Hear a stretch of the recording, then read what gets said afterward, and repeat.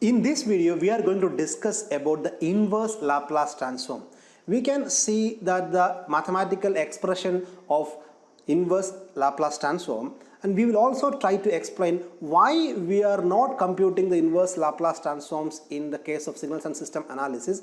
Instead of the inverse Laplace transform equation, we are using a different method known as the partial fraction method for finding out the inverse Laplace transform using a standard table of Laplace transforms of fundamental signals. We will explain about the reason behind this approach in this video. Consider the equation relating the Laplace transform and Fourier transform.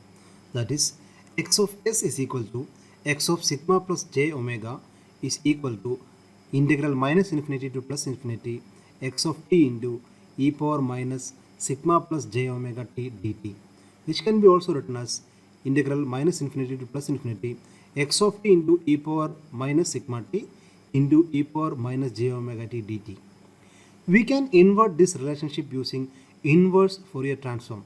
That is, x of t into e power sigma t is equal to 1 by 2 pi integral minus infinity to plus infinity x of sigma plus j omega into e power j omega t d omega. This equation is nothing but the inverse Fourier transform equation which we have already discussed in the previous videos. Now, multiplying the LHS and RHS with e power sigma t, we will get x of t is equal to 1 by 2 pi integral minus infinity to plus infinity x of sigma plus j omega into e power sigma plus j omega t d omega. That is, we can recover the signal x of t from its Laplace transform evaluated for a set of values of s which is equal to sigma plus j omega in the region of convergence with sigma fixed, omega varying from minus infinity to plus infinity.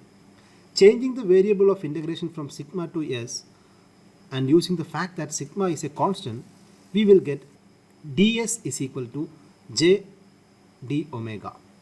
Thus, we can get the inverse Laplace equation as x of t is equal to 1 by 2 pi j integral minus infinity to plus infinity x of s e power st ds. This equation states that x of t can be represented as a weighted integral of complex exponential.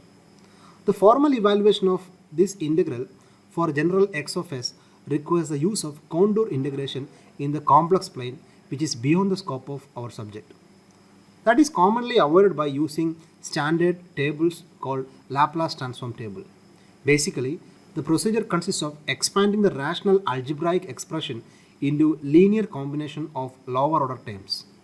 Adding the inverse transform of the individual terms then yields the inverse transform of x of s.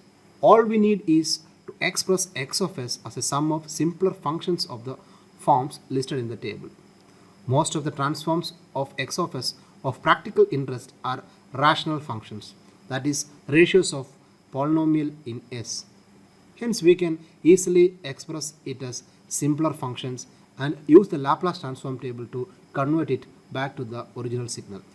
Such functions can be expressed as a sum of simpler functions using the partial fraction expansion.